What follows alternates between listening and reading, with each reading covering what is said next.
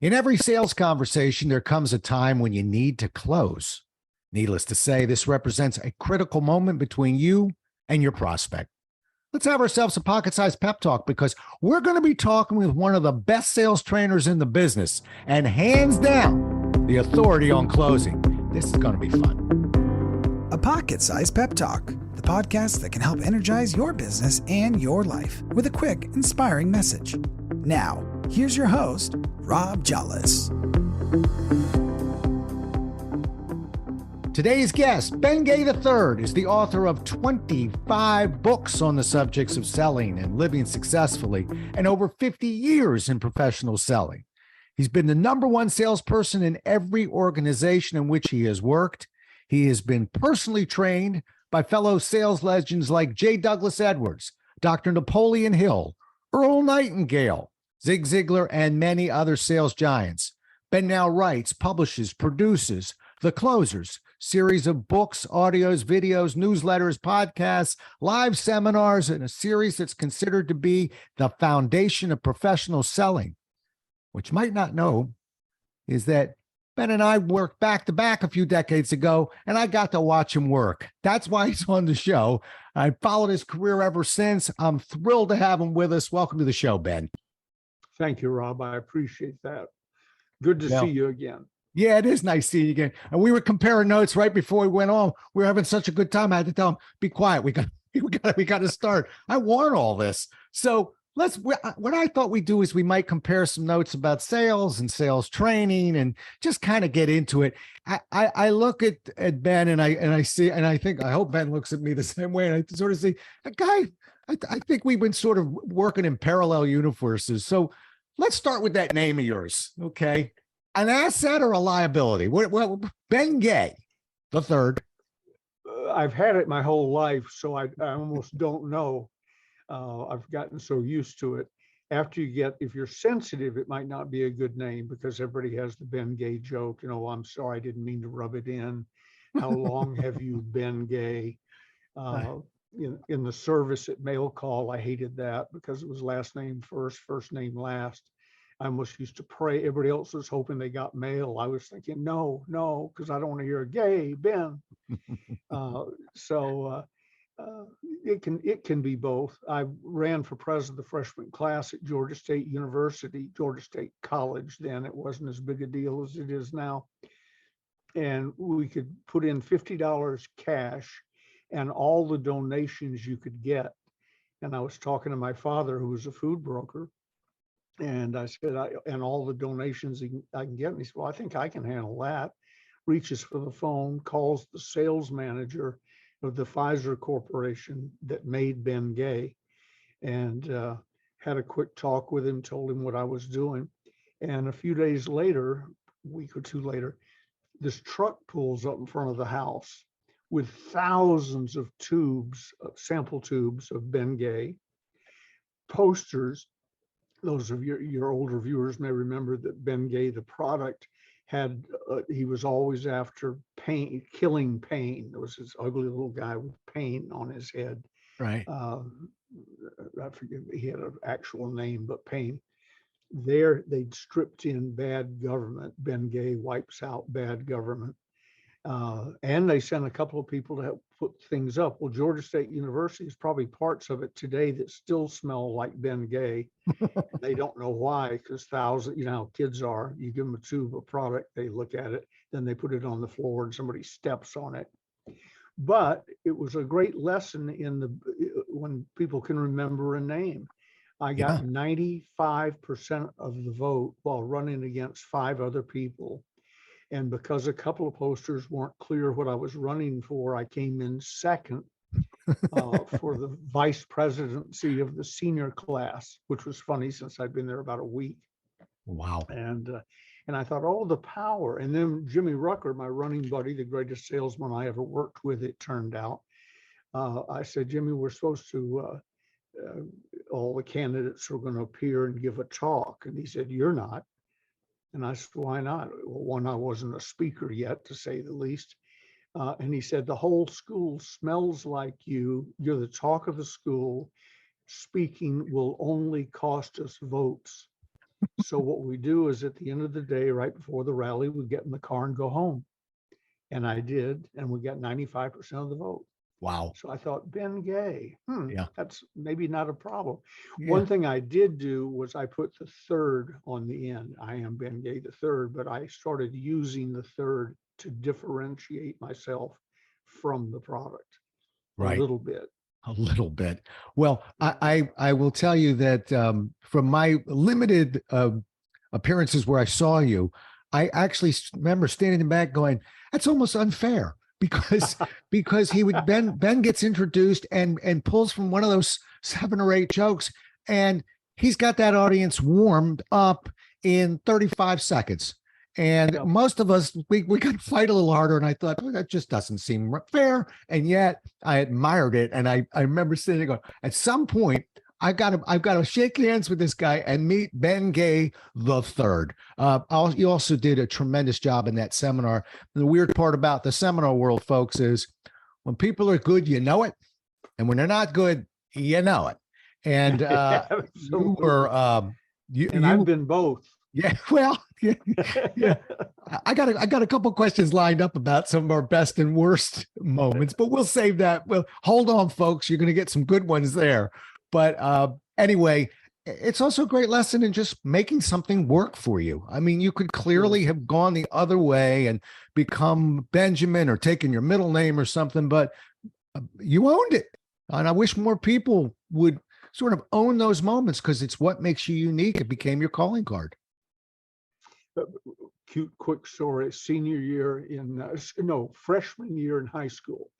We've come from, grammar schools all over the place. And so you're meeting new people. And a teacher in one of the classes, I forget which one it was, not important. She said, if you've ever wanted to change your name, this is the time. 90% of the school doesn't know you. They've come, it wasn't me she was talking to, Right. to a whole school or a class. And I said, this is good. This is my opportunity. Well, my name is, it's worse than Ben Gay. It's Benjamin Franklin Gay the third. So I thought, I'll go. You just reminded me of it. I'll go with my middle name. I'll become Frank Gay. So she said, she goes around the room calling roll call. What do you want to be called? Gets to me. I said, Frank Gay. Says, okay. And then the day goes on, and I'm saying to this person next to me, because the teacher keeps telling Frank to shut up. This Frank guy, or whatever, apparently can't listen. And my buddy said, she's talking to you. I said, oh, Frank. No one's ever called me Frank. I didn't know I was the problem. So I went up to her at the end of the day. I said, Ben Gay, let's go back to something I recognize.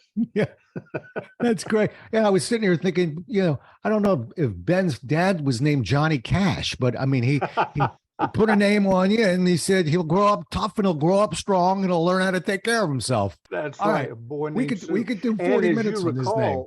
Yeah. You recall from when we worked together, I told the audience I didn't want my son to go through what I went through. You're going to name him Ben Gay the fourth and so on. So we named him Absorbing Junior. I tell you, folks, he's just getting warmed up. He's just getting warmed up. All right, let's move to you. Now you become a salesman. All right. And because both of us, we were salesmen before we became sales trainers, thank goodness, because I certainly don't want to hear from a sales trainer who's never sold anything. So, but you didn't just sell stuff. You were number one wherever you went. Kind of give me a sense of some of the secrets. I mean, how do you accomplish it? I get it once or twice, but everywhere you go, meaning you were following a pattern or a process of some sort. Let us hear about it. Well, among them, my father taught first of all, I didn't know there was any other job other than a salesman. My father was a salesman and owned his own company. All of his brothers and sisters were in sales and owned their own companies. All of his friends, there may be an exception here or there, but basically all of his friends, his golfing buddies and so on, owned their own company and were salespeople. And if you rise up through a company, selling is a big part of it, whether your title on the card is salesperson or not.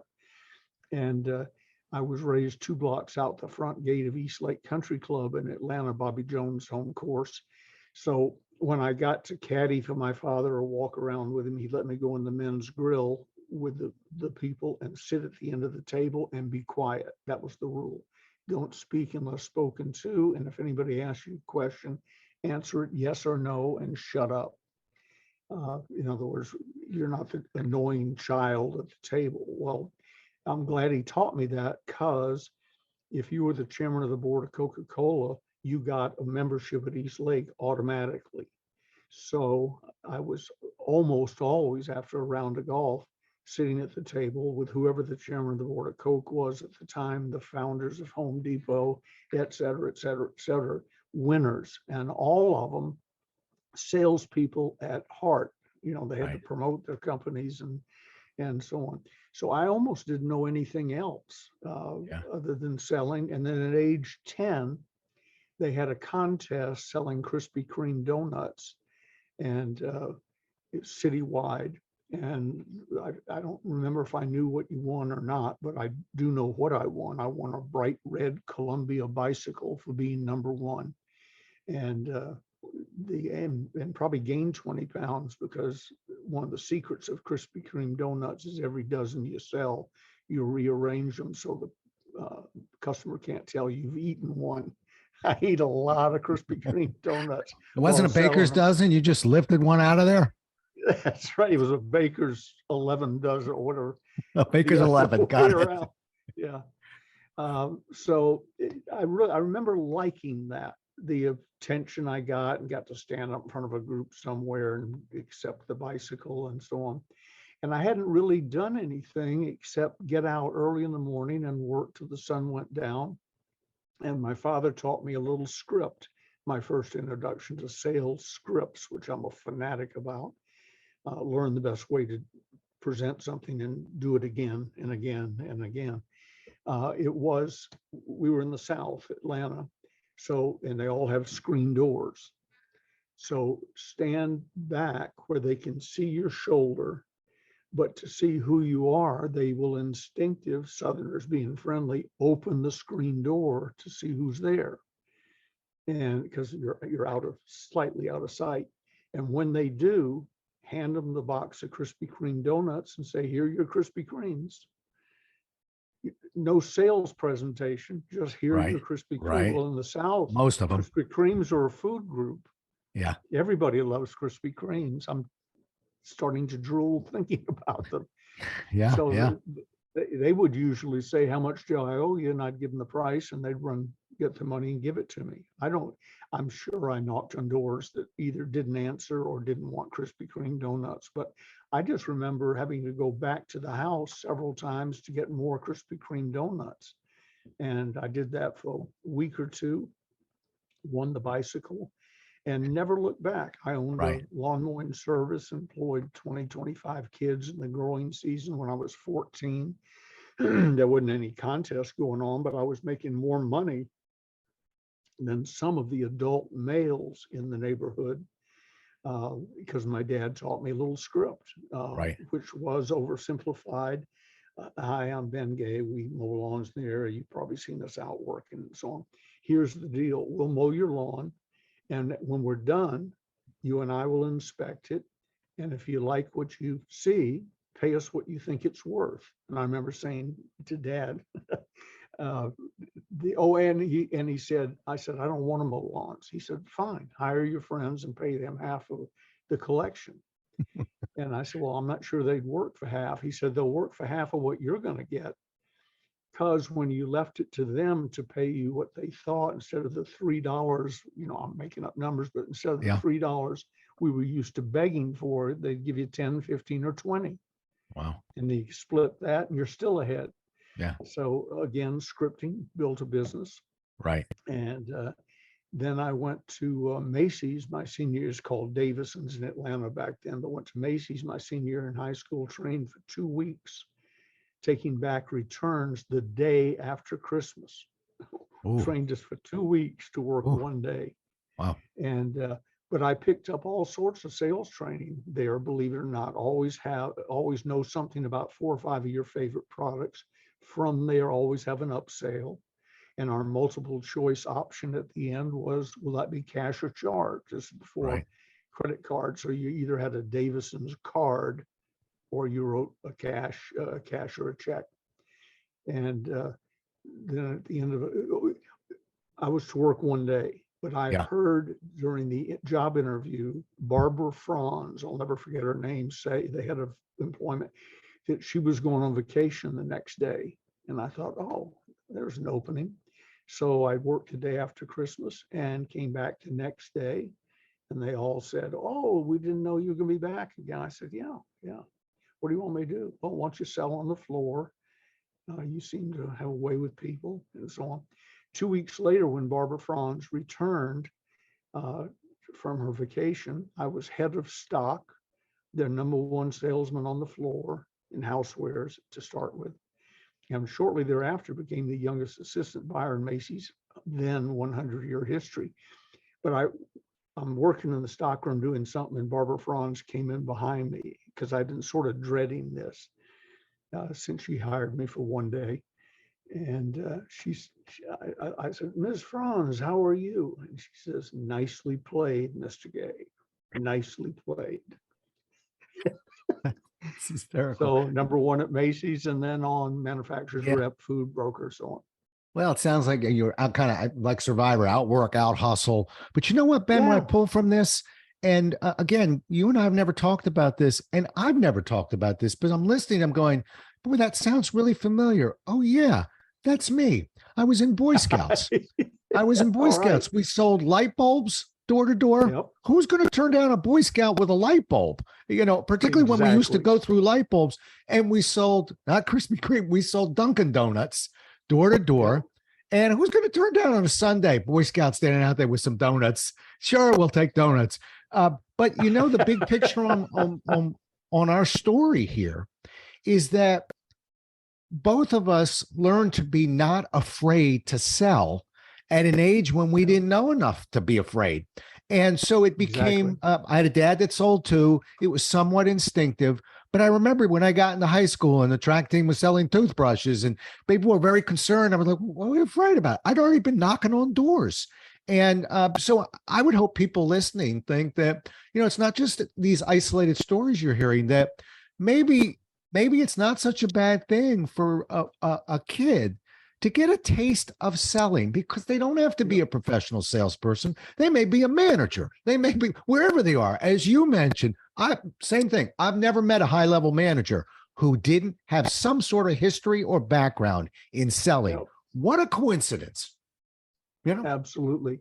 Yep. Among the, it's not a big deal because it doesn't come up that much, but all things being equal, if there's a Jehovah's Witness or a Mormon applying for a job, all things being equal, I would take them first. Why? Because they've been knocking on door and being rejected their whole life, and they consider it a sport. Right.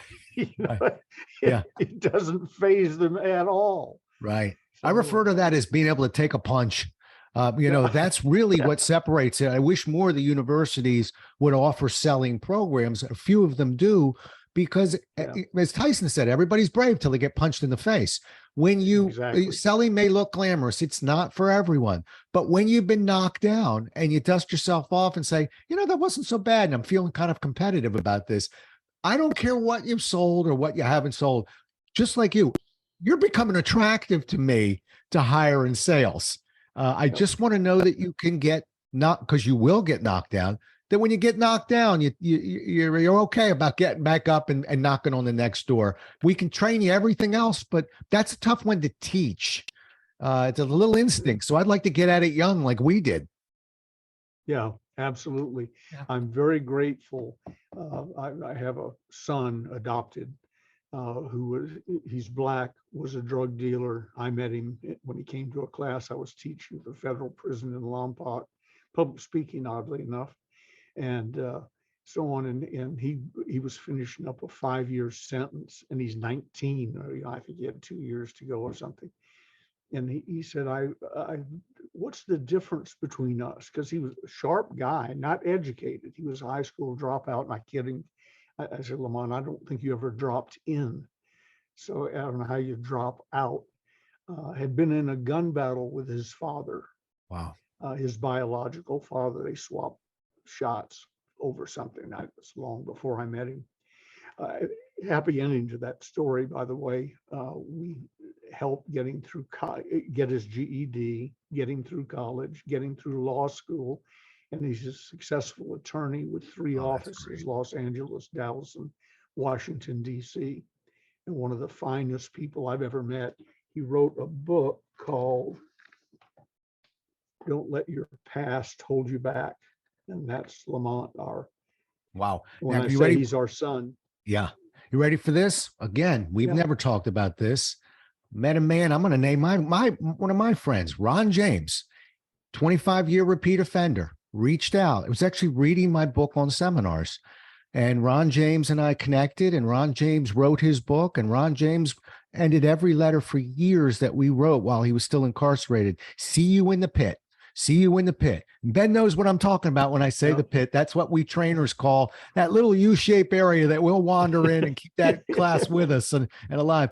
And would you believe, I know in 2019, 140 presentations, a foundation that backs him, a movie on his life that's out there. Beautiful story. So I guess once again, Ben and I had this a beautiful journey we're on right now. We had no idea we were going to go here, but let's remind everyone, reach out your hand, extend your hand. You never know.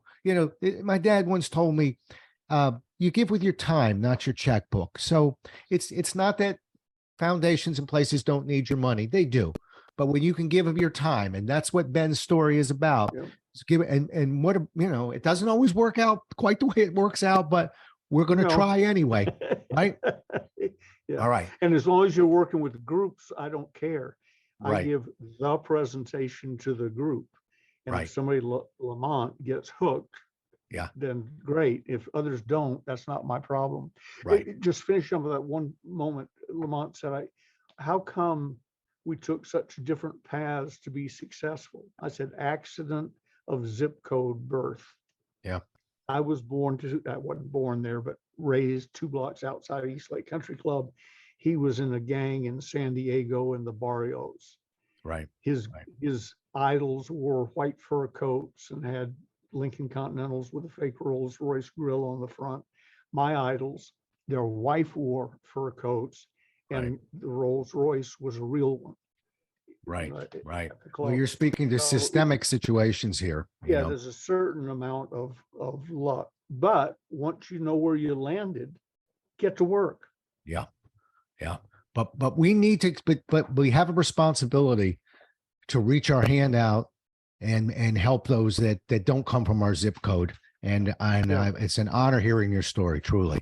All right, let's Como, the old singer, told me one time, we were talking about something at a seminar, and he said, Ben, when you get to the top, it's your duty to send the elevator back down. Wow. That's very cool. I like that. I'm going to write that one down. Well said. All right, boy, it's funny. I know you and I could do 20 more minutes on this, and we might get back on and just stay here. But I want to get the rest of, I want to keep going. I also want to remind people, jump on Amazon. You're going to see all those books there. Look for that closer series. I know that's a big hot button, but all you need to do is jump on Amazon. You're going to learn plenty about our guest today. But you went into the training side of it. Now you're out of sales. What the acorn hit you on the head? What got you into the training side of this sales world? Well, first of all, I'm not out of selling. I sell all day long. I'm our number one salesman here. Right. Now you and me both. I'm coming on my 30th year. These gigs don't fall out of the trees. Exactly. If somebody calls up and you have to talk them into sending you $12,500 plus airfare and hotel, and you're going to talk. For an hour. Somebody wants a little challenge. For an hour. Somebody wants to try that on for a little challenge, have at it. But I do more of I can close more of those than I'm willing to do. So anyway, I still sell. But to answer your question about how I got into sales training, it's typical for many of us in selling. One Saturday morning at the sales meeting, my sponsor in Holiday Magic Cosmetics, then the largest MLM direct sales company in the world, or quickly becoming it. I'm not sure it was the day I joined, but uh, I guess, ran out of things to say, or Jimmy Rucker and I, my partner, were starting to move up, and we were number one in Atlanta. And Bill said, Ben, why don't you get up and tell them what you've been doing? No warning, no nothing. But there's the distributors of the company sitting in a training room in Atlanta. So I got up to the front. I wasn't good, I'm sure. I don't want to see a video of it, as good as they are for training. I really wouldn't want to see the first one. But I did well enough where people applauded, and a little girl who was there with her father came up to me and said, would you give me your autograph? And I thought, wow. Whoa. I didn't have anything to sign. I didn't have a book. Right. So I said, sure, you got a piece of paper? I will. And she went and got a piece of paper, and I signed it. That was my first autograph. And you got a taste of it. Yeah. And some applause and so on. So I just said, well, I'll get good at this. And then we had a distributor who joined the same day I did in the same meeting, Wednesday, September 15th, 1965. He had a funny name, Zig Ziglar. Whoa. And so we were competing head to head. Wow. And I won. Oh, He really? won a Rolls Royce. Yeah, he won a Rolls Royce, which was second prize. I won the mystery prize, and that which was presidency of the company. This is about 18 months, 2 years after we joined, but I won the presidency of the company. And Zig would call sometimes, how's it going, Ben? I said, well, Zig, I'm gonna make you a deal. You bring me the keys to the Rolls, and I'll give you the keys to the front door. Being president of a growing company wasn't all it was cracked up to be. I found out. And he said, oh no, you won fair and square. He wanted nothing to do with the presidency.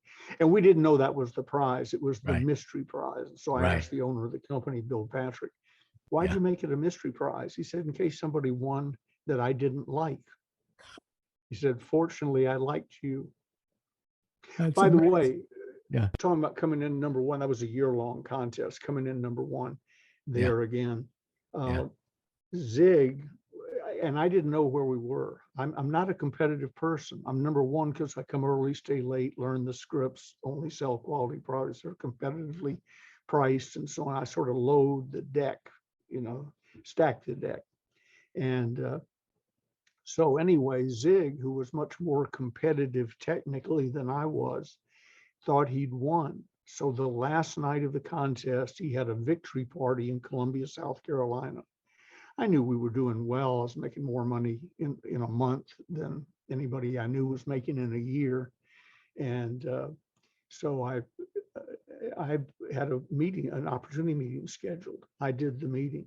I later found out when I was president of the company in the home office with access to the books, almost to a dollar, the amount I beat Zig with over a year's time was the amount I sold that last night while he was having his victory party.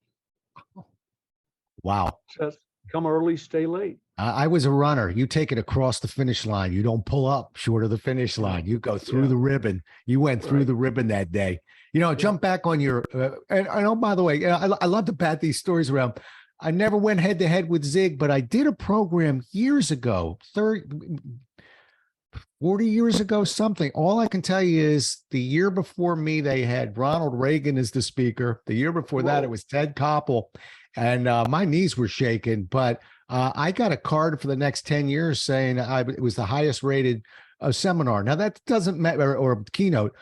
Only reason I'm bringing it up is I put it in a few books that, well, technically I out-communicated the great communicator. You beat the greatest one of the greatest sales guys that ever walked the planet. So, but that's as close as I can get. I outpointed Reagan. There might have been some Democrats in the audience, who knows? But I wasn't political. Democrat. Reagan was a Democrat first.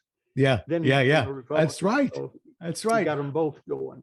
And I'll go back to something else because I love pulling lessons from what you're saying and reminding people, Ben's modest, and you hear his story about just getting up and not really knowing what he was doing and doing it.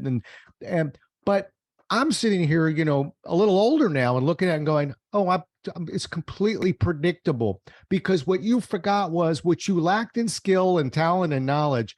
You made up for in energy. I guarantee you, there was Bengay the Third was flying around that room.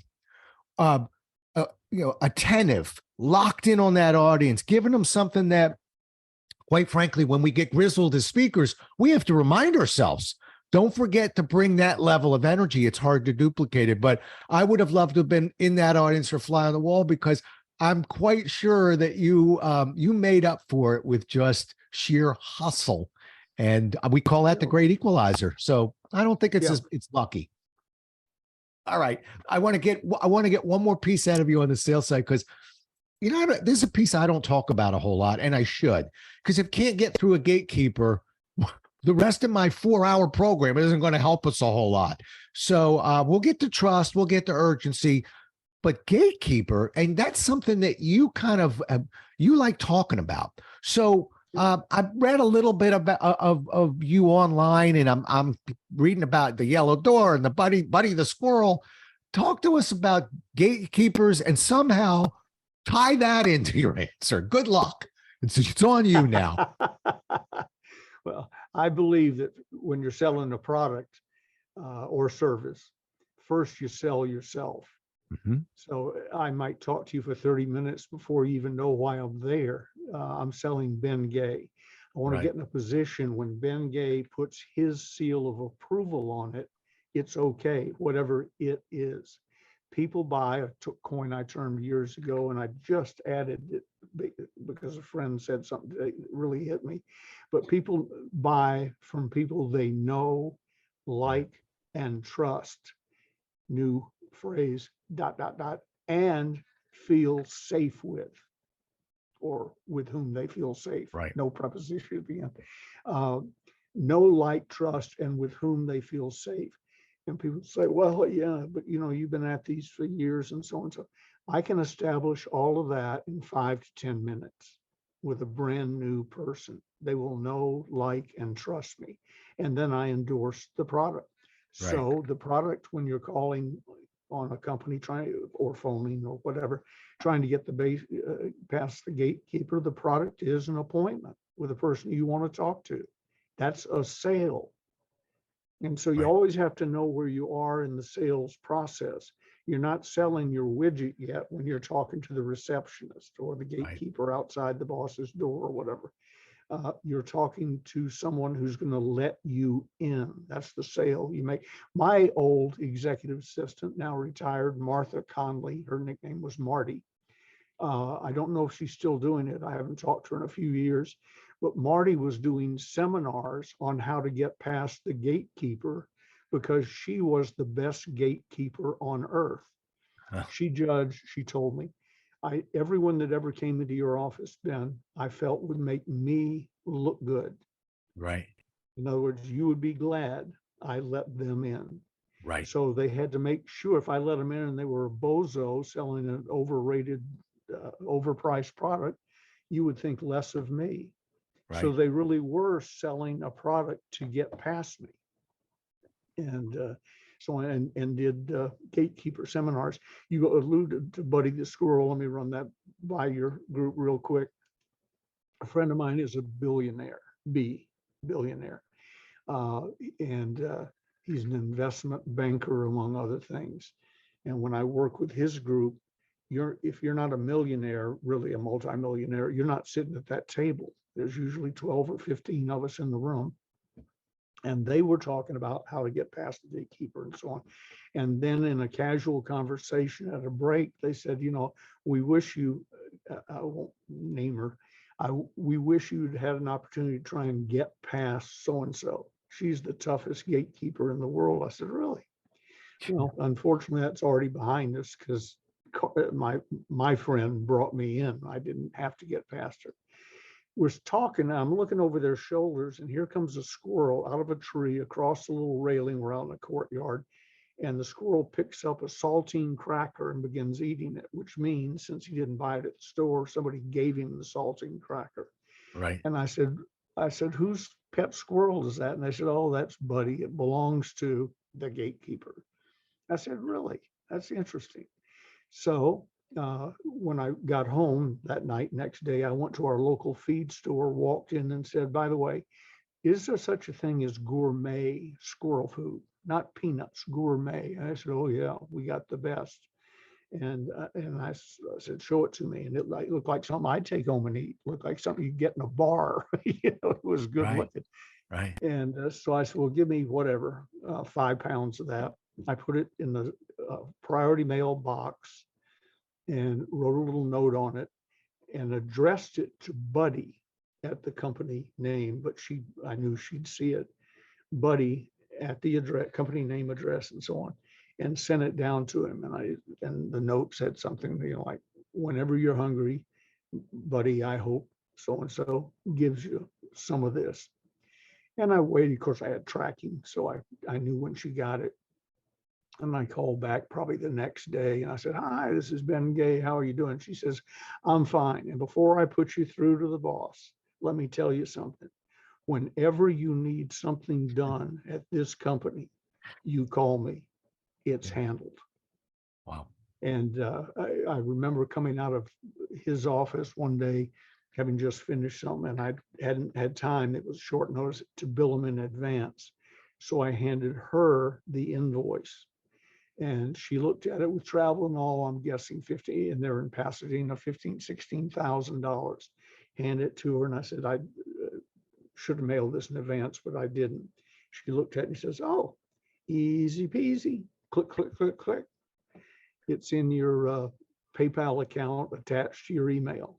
And I thought, that's interesting. I thought, oh, 5 pounds of squirrel food. Right. That's what did that. Yeah. Buddy the squirrel was looking in the window, waving at you like, thumbs up. Yeah, way to go. Me. Exactly. That's hysterical. So just find you're selling. Understand you're selling when you're getting past the gatekeeper. Yeah. And when I was at Xerox, what they were teaching us was not quite as astute as what you just said, but I remember we would fall in love with whiffums, what's in it for me.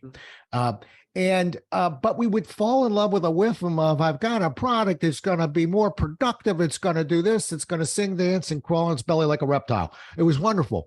But what we forgot was, well, wait a minute.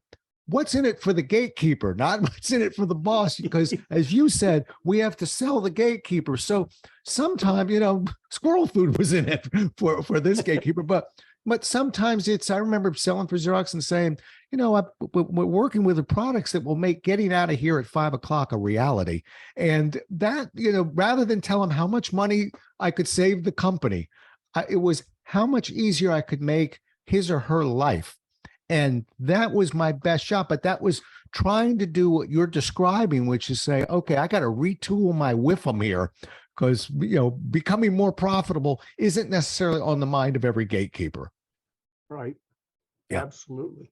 All right. I'll give you a phone number you might remember, 800-824-7888. The reason you might remember it, from 1976 to 1986, that was the number you dialed to buy or get into the lead system of any Xerox product. When I invented the call center business, Xerox was one of my very first clients. Wow. Did you ever get to Leesburg, where the training facility is? No. Yeah, that's after I sold for them. That's where I worked. And in Xerox fashion, we slept 1,100 people. It was the second largest in the world.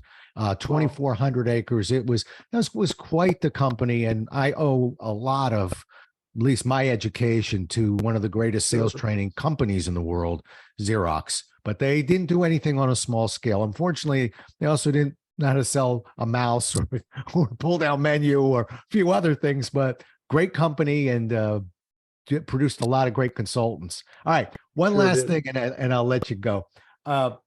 Because you and I share these moments on stage, not once or twice, but thousands of times. Give me the funniest moment for you. And I'll bet I could speak to you 5 days in a row and this would change. But what's hitting the radar screen right now when you think, well, you want a funny story? I'll give you one. Give me one, and I'll swap you. I'll give you one when you're done. Okay. It may sound like it's not funny, but it was, and it taught me a whole lot. First time I addressed a big crowd, I'm saying big, 5,000, and I've had much bigger ones, but I went from Atlanta, 300 a night, to maybe 500 occasionally, till they said, go to New York and do this regional thing. And it was 5,000 people. I remember walking into the grand ballroom of the Park Sheraton Hotel, looking at 5,000 empty seats, thinking, my God, one, why am I here? B, how are they going to fill this up? And then I met, I guess they had a little coffee suite or something, I don't recall, but I met the vice president of beauty and fashion of Holiday Magic Cosmetics. His name was Ern Westmore, and you may not remember him, but your mother does. The Westmores of Hollywood were the deans of makeup. There were 5 brothers and the father, and each of them was head of makeup at a major studio at one time or another, and briefly at every studio at the same time. That's how dominant they were. If you look at the credits, occasionally you see somebody, a lady who's the makeup artist, and her middle name might be Westmore, but she's still using it because she's saying to the old guard, hello, I'm a Westmore. So anyway, he invited me to lunch. First time I ever went to the Carnegie Deli in New York. That's an experience. And he was just very nice and gracious to me. I called my mother when I got back to the room. I said, I had lunch with Ern Westmore. She said, no, you didn't. I said, yes, I did. I had lunch. Now, you talking about Ern Westmore and the Art Linkletter show? Yeah. No, you didn't. Because she worshiped Ern Westmore. I said, he's my friend now. He's going to introduce me tonight at the meeting. No, he's not. So anyway, Ern had asked during the lunch, he said, I think you're going to go places in this company.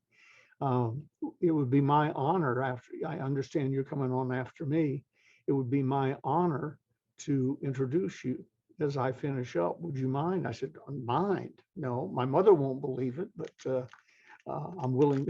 Let's give it a shot. While we were talking, he kept getting out a bottle and popping some pills in his mouth, and I wasn't old enough or wise enough to know what it might be. Maybe drugs would have crossed my mind. It was nitroglycerin tablets. He had a heart problem. Right. And which led us into a conversation about, Ern, if you had to go, I know you're not going, but if you had to go, where would you like to go? He said, on stage, talking to a big crowd of women about beauty and fashion. He was really into it. I said, great. So I come down from the room, come in the side door. There are 5,000 people, standing room only, not an empty seat in the house. And I'm thinking, okay, do I just go back up to the room and pretend like I couldn't find the room or whatever? Because I was out of my league. I had a script to give, the opportunity meeting script, but that hadn't set in yet that I had a way out. Ern gets up, knocks him dead, does his thing. And then just as I'm thinking about, all right, it's getting close. If I'm going to run, now's the time. A pin light hits me. Now I'm lit up like a Christmas tree in front of 5,000 people. There's no way out. Ern wraps up his talk with, and now, ladies and gentlemen, I had lunch today with a young man I believe is going to be a big deal in this company. So on. If you don't know him, you soon will. My good friend, and soon your good friend, Benjamin Franklin Gay the Third. And as the D on third came out, he dropped dead on stage like he'd been shot with an elephant gun. I don't mean fainted. Right. Let's go save him. There's a look to someone who's dead. Right. And Ern had it. It's like a sack of potatoes. Yeah. Yeah. Wow. And the spotlight's on me.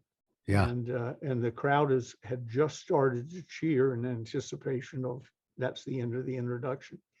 So what do? Well, I went up on stage. Is there a doc, got the microphone out of his dead hand? Is there a doctor in the house? You know, all the stuff you would do. And then soon the ambulance people came and knocked open the doors and came in the side door. And they worked on him for a minute, and then they looked up at me and said, sir, he's dead. Right. And they put him in the Stokes litter and started wheeling him off stage.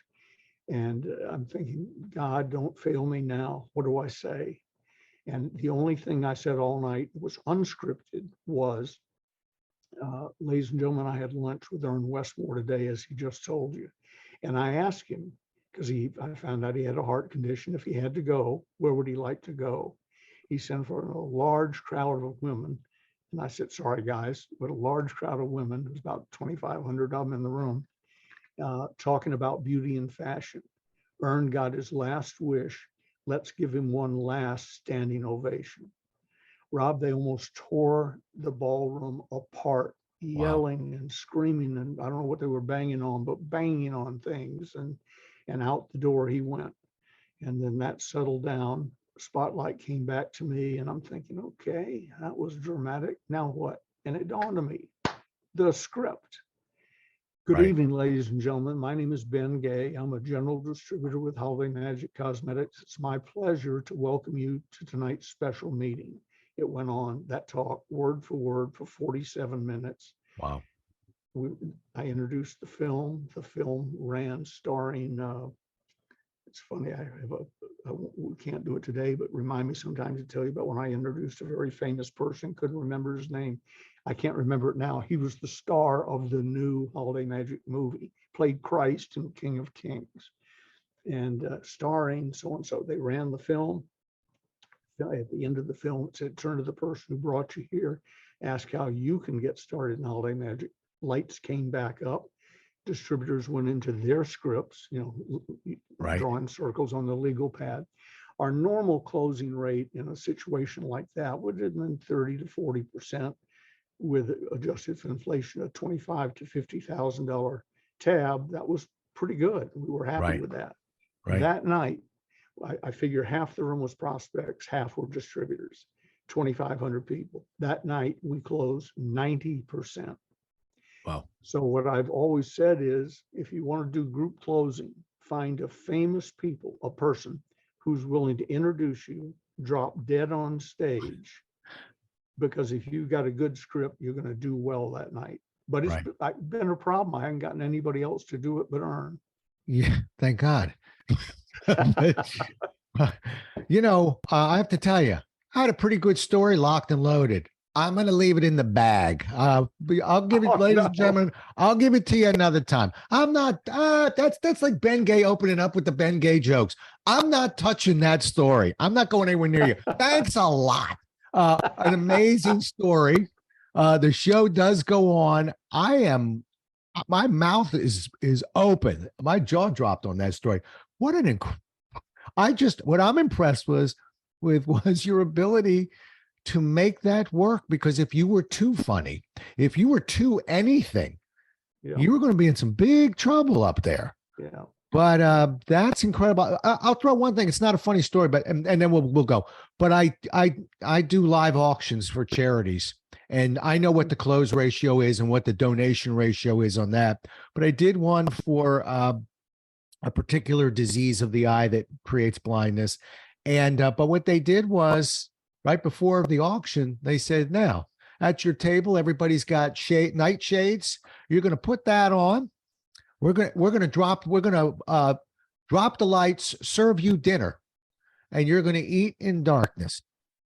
And just to let them experience just a little bit of what they were there to try and help solve, in a sense. And I want to tell you, I've done a lot of auctions. I never saw paddles go up so fast. And I'm not talking about the 5 or 6 items I was auctioning. If you've ever been to a charity auction, we have sort of different names, but it's a fund in need, raise a paddle, but something where we just go at 4 or 5 different levels and you just give.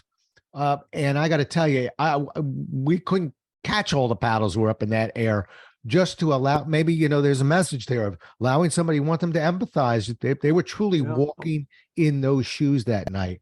Not funny, but I will tell you, it certainly helped with my close ratio. Anyway, there's a restaurant somewhere where all the waiters are blind and they serve in the dark. I've never been to it. Wow. But my reaction when I saw that story of something on television about it, I thought, my God, if you didn't know what it was like to have a thing, that would get you close to it, which is what you did. That's magnificent. Yeah. Well, I mean, I owe that to the people who put it together. I was sort of thinking, do you think that's going to work? But, it worked. It worked.